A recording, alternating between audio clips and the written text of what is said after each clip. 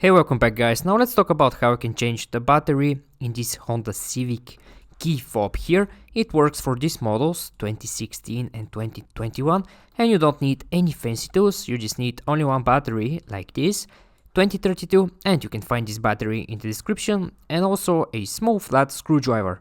And now when you're ready, let's begin with the tutorial. But the first thing you need to do is turn this key over like this to the back, and right here you see this small button. Now you need to slide this button to this direction, and when you do that, this way you can very easily pull this mechanical key out. And now when you remove the mechanical key, turn the fob like this. This here is the bottom of the key. And now take this mechanical key, insert the tip right between these two pieces, right here in the middle. Insert it, or you can use a flat screwdriver, whatever you find easier, and now twist it a little bit, and this way this will crack open, and the whole idea here is just to separate this fob into two pieces like this. And when you separate the fob into two pieces like this, right after that here on this side you see your old dead battery.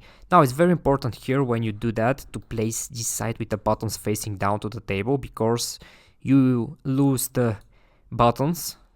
Alright, and now to remove the battery, again it's very easy. Now take the tip of the small flat screwdriver, insert it here, and just push the battery outside. And when you remove the battery, here in the same place, just insert your new battery like this, and also make sure it's with the positive side facing up. So this step here is very important.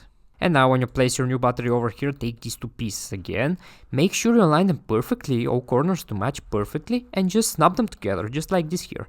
And when you snap them together, take this mechanical key again and put it back inside the fob, just like in the beginning, and right after that your key will be ready. You don't need to do anything else after that.